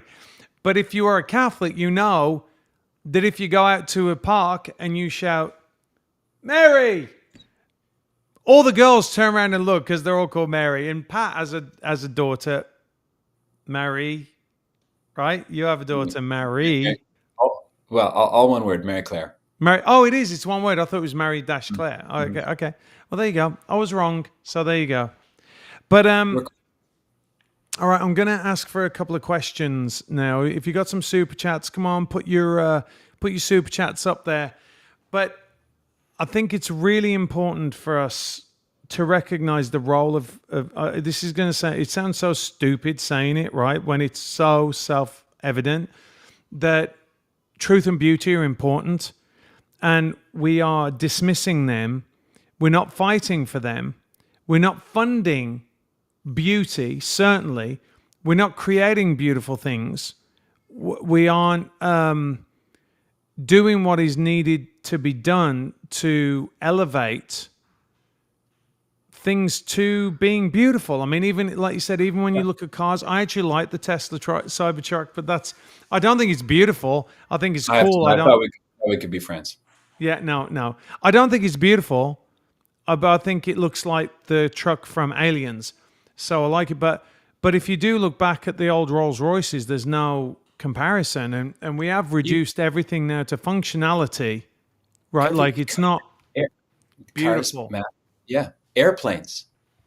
When I was younger, I remember I could tell the difference by sound. That sounds crazy, but it's true. I grew up, I played golf at Oakfield Golf and Country Club in the summers, 8 miles from the Halifax International Airport. And I could tell the difference between a DC-9 and a DC Stretch 9, and the difference between a DC-8 and an L1011 by McDonnell Douglas, I should say. They had the very distinct engine sound, either Pratt Whitney or Rolls Royce. Yeah. They look very, very different. Now everything looks like a beluga whale. They're just all the Airbuses. They're so ugly. Airports. Do you remember? Are you old enough to remember people actually getting dressed up to go to fly? Oh yeah. No, listen, I got criticized. Airports were like beautiful Victorian train stations. Well, I got to tell you, if you want to see a beautiful station, look at the underground in Russia. It is beautiful. I don't know if you've ever seen that. Like they have chandeliers and all that. I made this argument the other day, and it was kind of unpopular with some people. With other people, they were like, "Yeah, you're totally right." I was like, "Why was I on it?" And again, this is nothing. Don't be offended if you are of a certain age, and I'm saying this. I said, "What happened to young, hot air stewardesses? Like, what happened to them? Like, you used to get on, they'd be glamorous. It was the Pan Am. And it's just that it made you feel special. It was an experience. It wasn't just, oh, okay, I've got to get past this. And Virgin did it, oddly enough. Virgin hired hot young women and gay men, but as stewardesses, right? And it was glamorous. Like, that's what I'm saying. It was now, America. I got to say this, Pat. I got on American Airlines. Everyone over there who was manning the plane was over 55, miserable, and just didn't want to be there. You could tell they're like, I don't want to do this job. And I made the comment, like, what happened? Because number one, when you have youth, like they're kind of excited, right? They're like, I'm going to a new place. I'm going to a different, and they're new into the job. So they're not jaded by the assholes that fly on airplanes. And then on the way back, the air stewardess, two of them, one was a absolutely stunning black woman, like just absolute knockout. And I was like, all right, American Airlines, like you got it right. But I'm just saying, like, it makes people, I hate to say it, feel happier. It makes them feel like they're being taken care of. The spa in the air, the pamper experience. Yeah. It's long gone. Yeah, now you have to pay for us. If it's one of those cheap airlines, you have to pay an extra breathing fee if you want to breathe on your flight, stuff like that. I got 5 minutes, Matt. Okay. I do have a couple of questions. Hang on a minute. Joan Lovelace in the house again. She said, I'm presuming to you because she's saying this. Thank you, sir. I always enjoy your visits. And thank you, Joan. And I enjoy your visits too. She's amazing. She's amazing, and Joan gets the sparkles. She does. She's full of sparkles. And Mikey D in the house says, this is a great question. So you ain't going until you finish this. I missed the opening, so I'll go back and listen. Confession is an important staple of Catholicism. So what is the significance of maintaining it? All right. Well, great question. Take it in sections, right? Like, what is it? Why is it? Mm-hmm. And why is it important to carry on? I mean, it's kind of difficult because it's linked into other things, but Yeah. Pat, off you Well, go. the reason, maybe start with the why. We do it because Jesus tells us in the 20th chapter of John's Gospel, this the first thing he says to the apostles who are huddled in the upper room out of fear of the Jews, and they're all freaked out because they know he's dead, but here he is, even though the door is locked, he stands among them and he says the one word they needed most to hear: peace. My peace I give you, my peace I leave you. Whose sins you forgive, they're forgiven. Whose sins you retain, they are retained. And he breathed on them. Ruach in Hebrew is the word for breath. In Latin, that word is spiritus. In Greek it's pneuma. It's breath or wind or air. And the last time God ever did that was in the act of creation, where his spirit hovers over the deep. Here's Jesus with the new creation, breathing new life into these sons of Adam that are completely regenerated. And now he's giving them the power to forgive sins. So we do it because we want to imitate we want to obey Christ in the power he gave to his apostles and to the priests that came after them. From a psychological point of view, why maintain it? Well, it's like, why would a husband regularly make a point of asking his wife's forgiveness for anything he said or done that hurt or offended her? All human life is characterized by sinners, starting with me. We're all imperfect. We all, we can be filled by the Holy Spirit, but we leak because we have fallen human natures, and we're always trying to bridge the gap between what we are and what we want to be. And so confession, I liken confession to either heart surgery. If you've committed a mortal sin and you've broken that inner friendship with God, then confession heals it. That absolution from Christ through his priest. Father Smith cannot forgive any sins. Christ our Lord forgives our sins through the ministry of his human priest. That's how it's done. It's like a writer writes a letter, but the pen or the pencil is the medium of the meaning. And that's what the priest does in confession. And so it's either heart surgery, where a really, really deep repentance and conversion is needed, or it's fine tuning. You're not conscious of mortal sin, but you know that you have venial sins. There's selfishness, there are bad habits you've developed, and you want to get better. You want to bring all of your sins, whether it's like Bishop Sheen used to talk about this. He went to confession with another priest once, and the priest said, was it a mortal sin or a venial sin? And he said, Father, I don't really care. All I know is I did something that hurt the Lord. That's So great. whether you ignore your wife's birthday or you punch her in the head, both are sins against your wife. And so from a maintenance point of view, I don't like talking about my own spiritual inner life, but I can share that I go to confession probably once a month, maybe sometimes once every 2 weeks. Fine tuning. I want to make sure that I'm living my life in a way that is accountable. The Catholic Church is often accused of being super conservative, but our canon law is ridiculously liberal. The only canonical requirement for Catholics to go to confession is once a year. Yeah. Once a year. My gosh. So I go if every you week know, because I'm holier than you. well, I wouldn't overthink it. That's a good point. But Matt, because you have that written down in your mind, right? This is like I think Matthew Kelly likens it to lamp poles holding up telephone lines.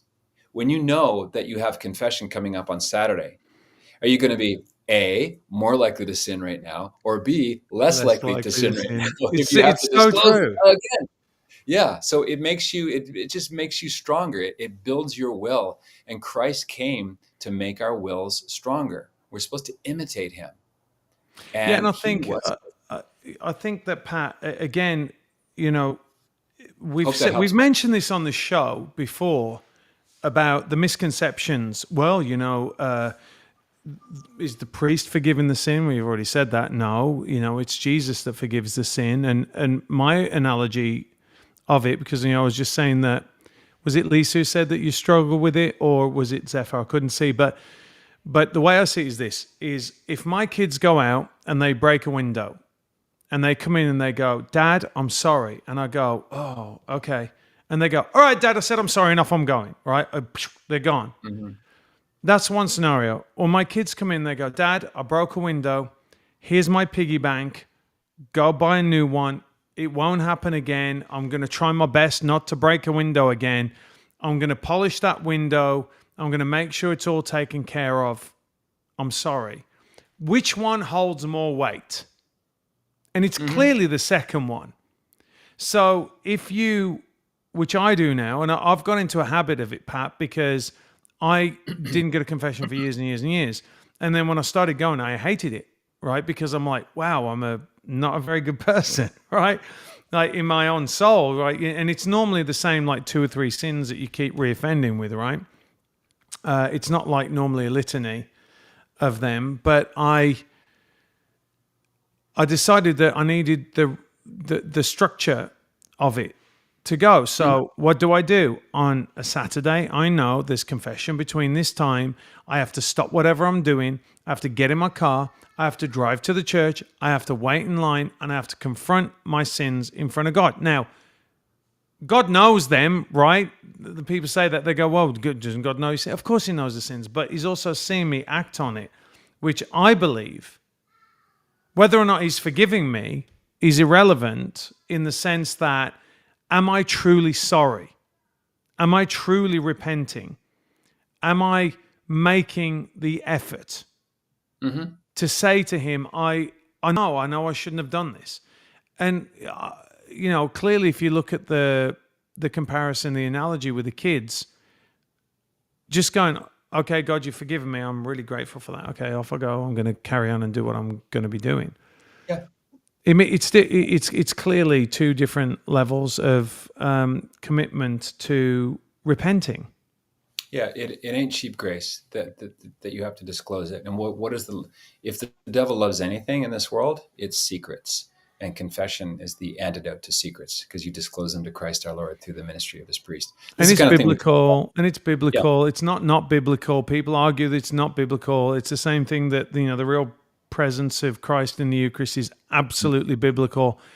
And I just think that, again, you don't have to agree with the Catholic Church to acknowledge that it's biblical.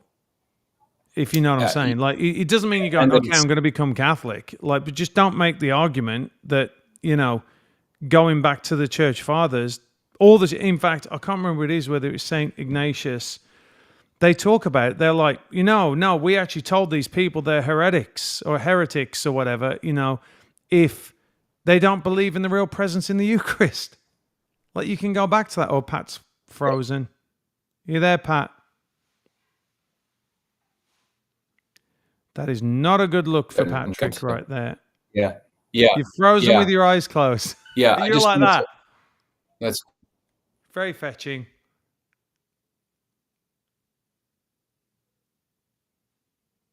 Oh. Throwing a football.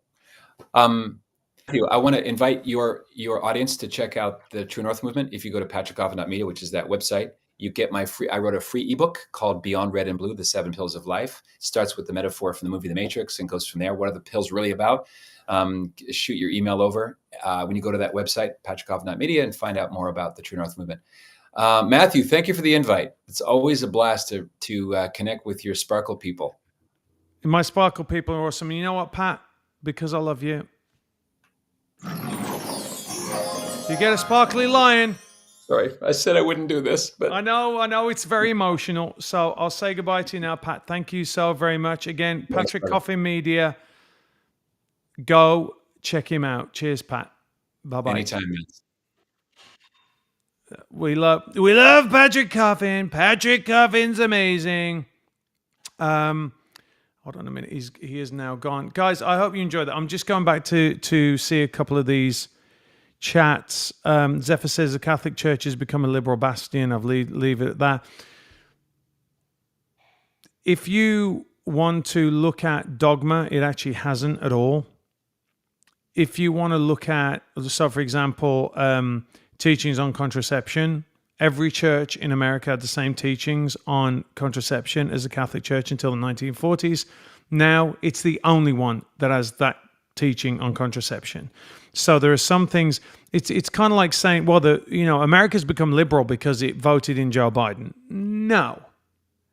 All right, there are elements of it that have, and we can go into Bella Dodd and all the way that the communists tried to infiltrate the Catholic Church in the 1940s. But that's not entirely true, Zephyr. I know that there are a lot that are liberal, and there's a lot that's like very squishy, right? Very squishy. But there's also, if you want to go to certain like more traditional places, they're packed. Like you can't get in on a Sunday. It's incredible. Where are we now? Let me go down to what Lisa Birch says. What if you can't confess to everything as you are holding off on something which will happen when they're dead? I don't quite understand that if you can confess everything that you want to the priest can't. There's the I can't remember what it's called now. It's gone out of my head. In confession, they can't tell anyone.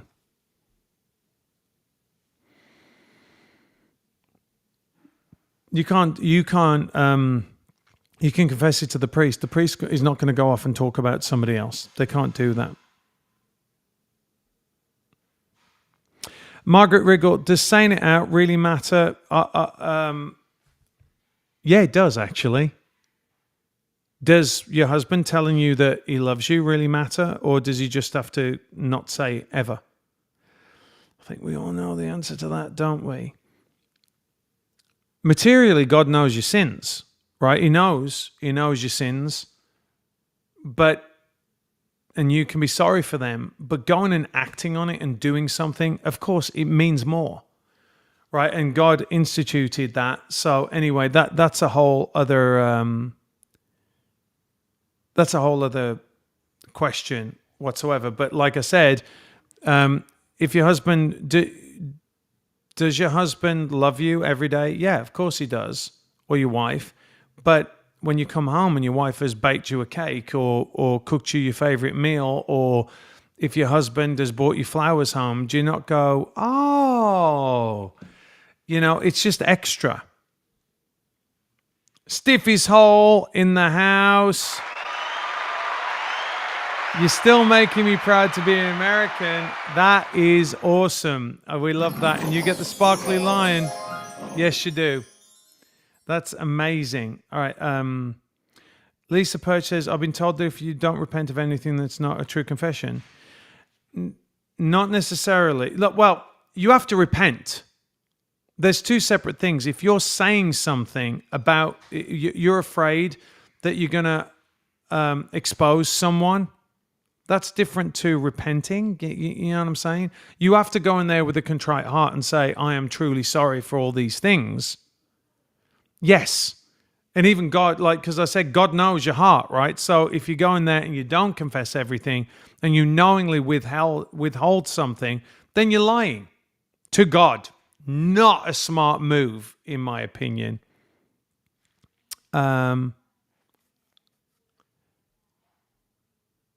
My cousin is a priest. He was brought upon charges because he would not reveal a confession from a child rapist. Unfortunately, confession is confession. Right? I think there are seal of confession. That's right, Zephyr. You're absolutely right. Seal of confession. Mikey D in the house. Got his Crockett coffee. Got his Crockett coffee. As you guys know, I wasn't planning on plugging them today, but I will always plug Crockett Coffee where I can. So if you go over to Crockett Coffee, if you look down, if you're on YouTube, you look down there, you can go for Matthew 20, you get 20% off store-wide. This is Buck and Mason Sexton's coffee company. They're pro-military. They put 10%, I believe, of their profits to Tunnels to Towers. It's a father and son roasting team. They have making the coffee. It's excellent. Look, you made me do it, didn't you, Mikey D? Look, there you go. There's mine. This is what I drink. I drink dark roast. It's funny because there's a great thing that Eddie Izzard says where he goes, I like my coffee like my women, dark, strong, and with a spoon in them. Do you remember when he was actually amazing and funny, and now he's weird? But Crockett Coffee, you can eat all different types. I have not tried, I keep saying this, I am going to try the mushroom coffee. Again, I've got to get that round this little brain of mine to go and drink some. I need to do it when I don't need the caffeine. I don't know if there's caffeine in it. Is there caffeine in it? Anyway, there's a bunch. It's got a bunch of benefits for you. Support a company that doesn't hate you. Don't give your money to Starbucks. All right, so there you go. There's the link. There's a link down on my YouTube description. Go click on it. Matthew 20. You're helping support the channel, and you're getting something for it. Oh, wow! Big Brother YouTube just crashed. I'm backed. Topic must have triggered something. Didn't Patrick just talk about demonic influences? Did you notice his camera went off as well? He stalled, right? Like, oh, Mike D. Well, listen. Oh, you bought. Please, Mike, tell me what you think of it. Not what it's like. Tell me what you think of it. I know what it's like. This is what I always have. I'm going to try some of the. I've got some of the other stuff here. Down here, I've got. It's right here actually. The other stuff's in my. I have a bar, and I've kind of changed the bar to be like a little coffee station. It's got whiskey around it, but it's got a coffee station. So let me know what it's like. All right. As far as your taste is concerned, I'm looking for your review, and you can come in here. I love this one. I'll get through it a little bit too quickly, but it's fantastic, right? See, there you go. First cup tomorrow. Oh yeah, and I'm going to give you. I'm going to give you for that because you're supporting my channel, and you're supporting another conservative company. Sparkly Lion for Mikey D. So, yeah, it's amazing. I saw earlier on someone go on. I'm not entirely sure whether it was a troll or whether it was someone like me. There you go. How are Republicans supposed to rally behind a candidate who wasn't out of bail, wasn't found guilty of any felonies, and hasn't been found liable for fraud and sexual abuse? You are a troll. You need to go back and look at lawfare, right? You can't be that silly. Maybe you're doing that as a bit of a joke. But if you think that all of a sudden Trump is, like now it's like, oh, Trump is in the Epstein file. You think that Trump wouldn't have been exposed by the Epstein files? Do you really? We spoke about this on Sarah Gonzalez's show the other day, that he is taking the hits for the country on multiple different things. But I'll tell you this right now, he can't win. So again, sorry guys, segueing, we're going to finish. I'm going to talk a little bit about this, about politics. You have Trump, who is now getting criticized for sitting down with Putin. How are you supposed to get a peace treaty going, which he will get, right? He's sitting down, I shouldn't sit down with Putin. And then Keir Starmer like hugging Zelensky. I'm like, you are so lame, Keir. You are letting people get invade your country, and you're alienating the British public, but you're going to go and send money over to Ukraine. You don't give a shit about the British people, right? You don't. Trump wants to bring an end to the war. He doesn't like starting wars. And they're criticizing him for that. Now, what the Trump administration is trying to do, because they've said there aren't any documents. Now, if the left was at half a brain and they weren't like all about Trump derangement syndrome, they go, hang on a minute. Kash Patel has already said that the book is there. If you look at what Steve Baker says, he says the FBI doesn't have any of those details on the Epstein files. So if there are no details on the Epstein files, there are no names. And by the way, we all want the names to come out. I don't give a shit which side you're on. I want it out. And if it's a Republican, even more so actually, because we actually have morals, and I want it out, right? If you're looking at that particular situation and there's no details, how are you going to get the names? You've got to go to Ghislaine Maxwell. So you got to go to Ghislaine Maxwell. What are you going to incentivize her with? Nothing? Are you going to say to her, cough up all the details, and she's going to go, what are you going to give me? And you go, nothing. How do you expect her to say anything? Of course, you've got to bribe her with either a less harsh sentence or a less harsh prison. You have to do that. By the way, guys, the FBI or the DOJ, like these people make deals like this all day long and you don't hear about him. They let Al Capone out of prison. Do you remember that? Like they've done this for years and years and years. This is just the way it is.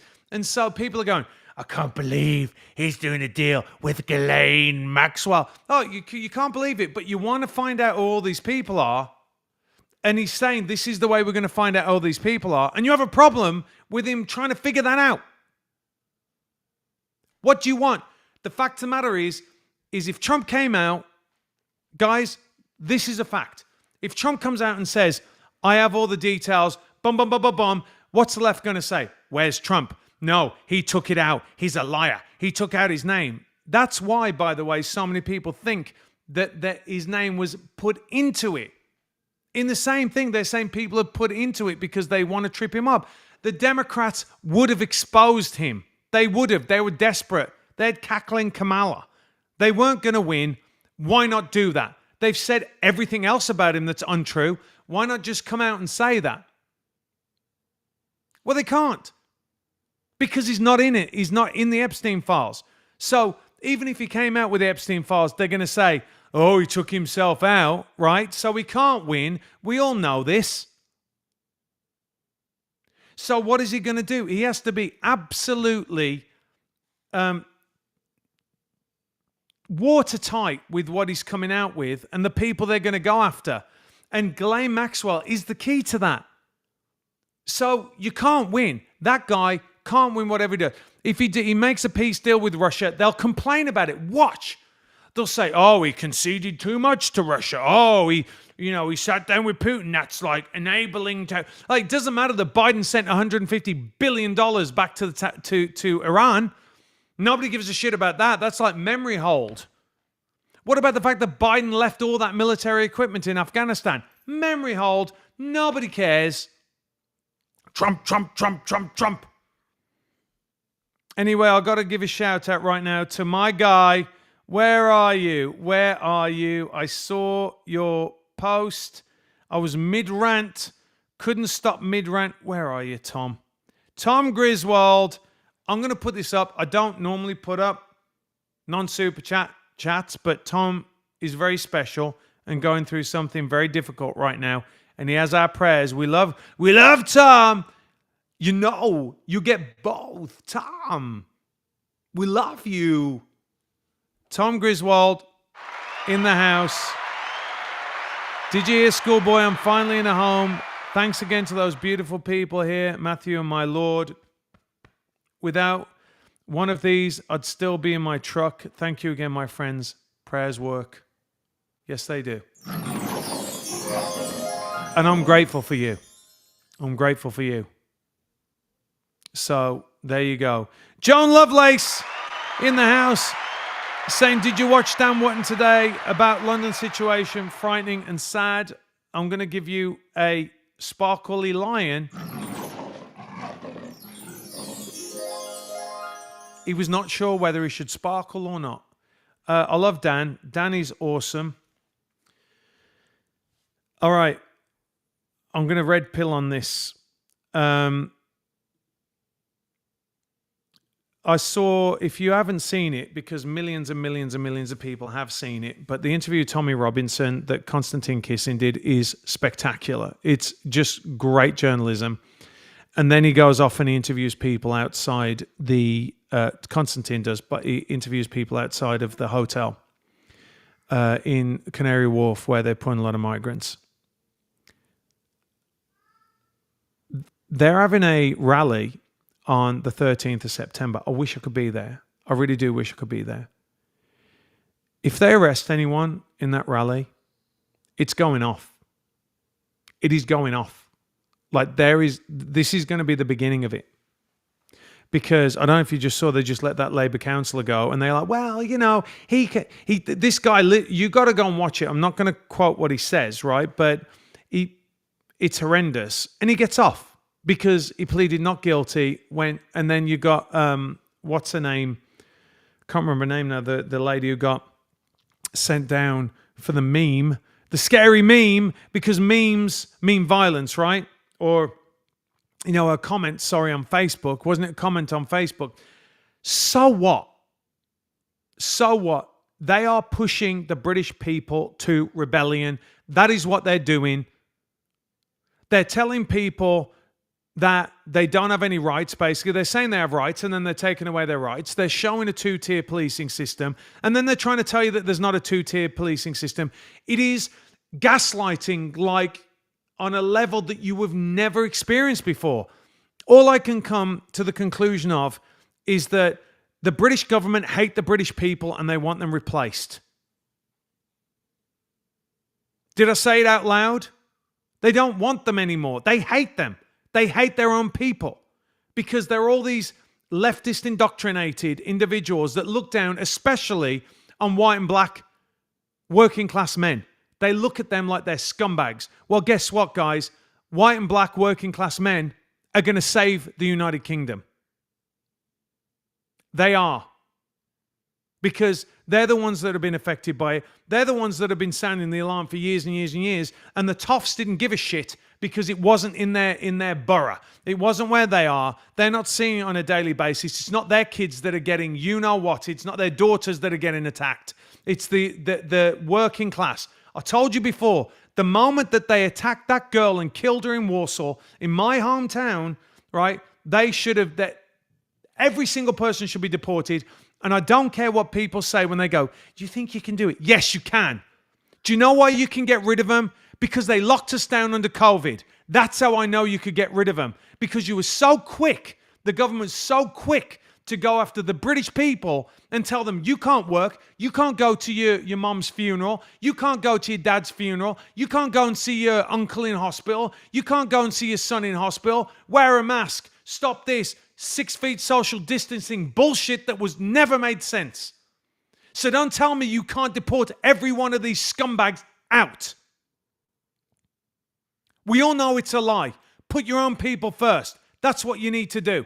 Put your own people first. America first, UK first. I'm done with this.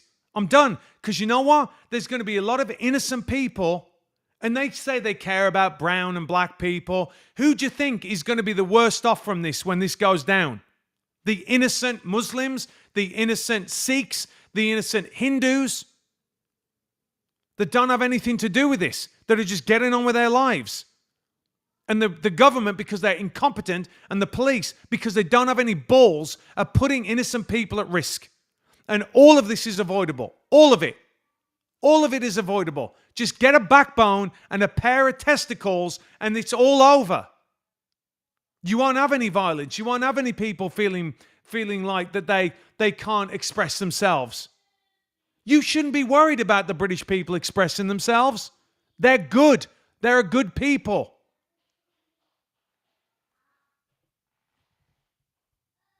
It is disgusting. Disgusting what is going on over there. And they have every right to do what they need to do to get their country back.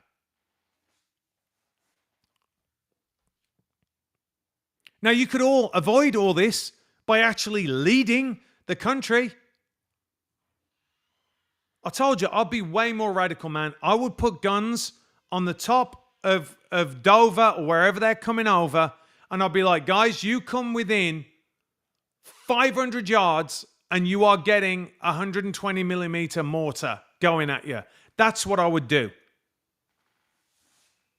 And again, I said this the other day, all the shit bags are coming all the way through to the UK. They're not getting the doctors because decent people don't feel it necessary to go through 6 countries to get to a destination. And everyone's like, well, it wouldn't have happened if we were in the EU. The EU is facilitating it. The EU is letting it happen. You have a right to fight for your own country. You do. You have a right to stand up and talk about it. And this is why I keep going on about this channel, right? Numbers matter. They're going to look at that interview with trigonometry and they'll go, holy shit, there's been 2 million people watch this. It's going to make them think twice about shitting on you over and over and over again. Numbers matter. Get engaged. Show people that you care. I know this is silly, but we just talked about truth and beauty. If I don't get big numbers on this, they'll go, well, people don't care about truth and beauty. You've seen the lefties that are like, oh, you only get this % of people that watch your show. Yeah, but the people who watch my show are very serious individuals. They're thinkers, right? They have courage. They have morals. They have backbone. Unfortunately, we're living in the world of numbers.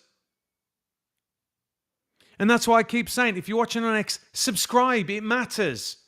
Because there's going to come a point, I said this before, there's going to come a point where they're going to shut down every single YouTube channel in the UK. They're going to do it. They're going to go after people like the Lotus Eaters. They're going to go after people like Konstantin Kisin. They're going to go after these guys. They are. They're not even... I was thinking about this the other day. I was like, Konstantin Kisin is such a great interviewer of people, and he's so calm and so precise. Him and his buddy, I don't know what his buddy's name, they're so good. I'm not like that at all. I drop the F-bomb all the time, and I think that people need to get out there and do what needs to be done to save their country. They'll still stop him. They'll find some way.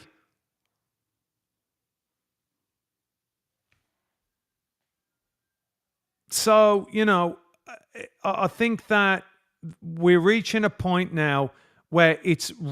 you got to understand how bad it is that someone like Tommy Robinson spoke about this 20 years ago, and it was affecting him in Luton. And it's 20 years later, the people are going, oh, yeah, I'm seeing that. Think of how many people are there. And it doesn't have to be like this. We don't have to be the dumping ground for the world's scum.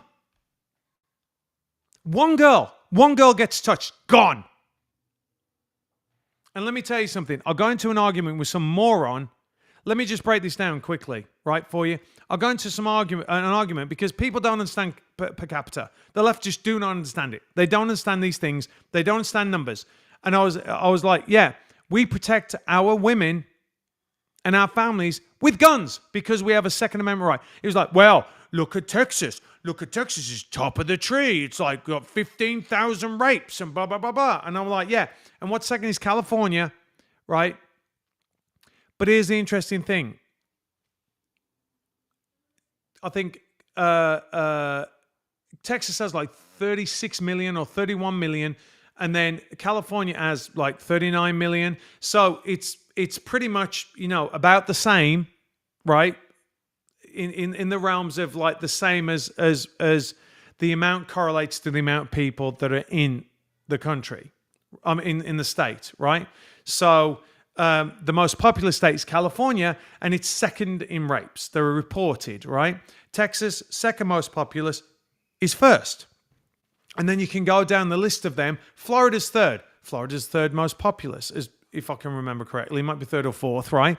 So what I'm saying is, yes, the list, you can look at the population numbers and look at the numbers, right? So then you have to start looking at, all right, how many are there in the UK, considering there's meant to be 77 million people in the UK, which is roughly double, right? I'm giving them a little bit of credit, right? Roughly double. It's 2 to 1, basically. You're 2 times more likely to get raped in the UK than you are in Texas.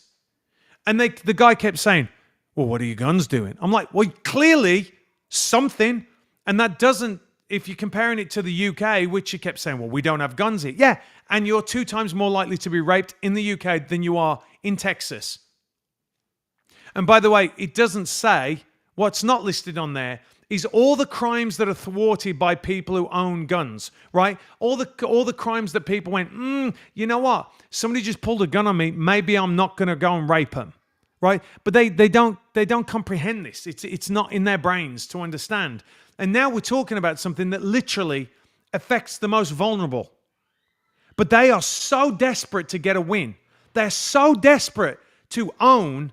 And I'm sitting there and I'm like, dude, it's right there. I'm showing you the stats. Blah, blah, blah, blah, blah. It's like you're talking to someone with mental retardation, right? Because it was like trying to talk to, and I realize now that that's where we are, right? That's where we are. It is like Pat said, you are, cranking up that dial, right? Because they don't want to be wrong. They don't want to be wrong. This is what people have said. I can't ever admit that I am powerless in my country because I gave up my guns however many years ago it was. They can't do it. It's just, it kills them. They can't admit it. I said to my sister when she was over here, I was like, see how nice everyone is in Florida. See how nice everyone is in Texas. It's because everyone's packing. John Lovelace in the house. Oh my good gracious me. 50 Matthew, Mars and channel membership. That's a record? I'm going to give you another one of those. I can't believe you gave 50. I've got to go through 50 names now, Joan, and I'm going to do it. Are you ready? Are you ready? N1 Cowboy, Bebopping Fan. This is not helpful to me. Right, Barbie World, Michael DeVitt. It's Courtney's Fellowship of Obbles. I'm just going to give another because we love Courtney. Samantha Mustard McDowell, Marianne Nolan, Inez Prayer, Fortune Cookies Tarot by Motivation, Ron E, Adam Sage, I'm trying, Dominion Zephon. That sounds like a character from like Hitchhiker's Guide to the Galaxy. Alexander McGill, God of War Crimes, Kristen Mayberry, EB, Anne Chinery, Matthew Drew, Laura, Toxic Man Flu, gotta love that one, Steffi Joe, Lindsay, Chad Bianco, Harambe Kojima, Matt Efting, blah, blah, blah, Richard Linford, Duffman. I've only had one cup of coffee this afternoon, okay? I'm getting there. Emily Kruger, Penny Webster, Jim Thornton, Christopher, Jordan Rico. No premature sparkulations there. Jordan Rico, Ramad Mitch, Kevin, Jason Refalo. I am saying that one. Quicksilver 79, Lou Prods, Game of Jones. I like that one. Aaron Thompson, Anita Pooh Real Bad. Slippery Seconds, Daria Croft, Winslow, Anne, Master of Puppets again, James H, JH, Mr. AR15, yes, we like that one. The Crazy Cook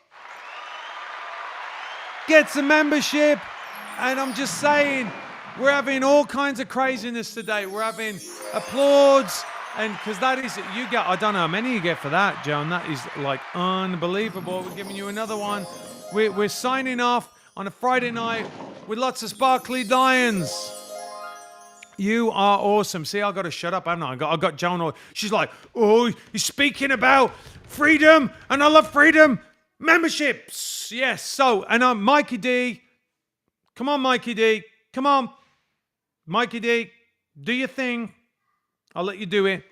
Guys, I'm going to leave on a high. That is like such a high from Joan Lovelace. I mean, what else can I say? She is incredible.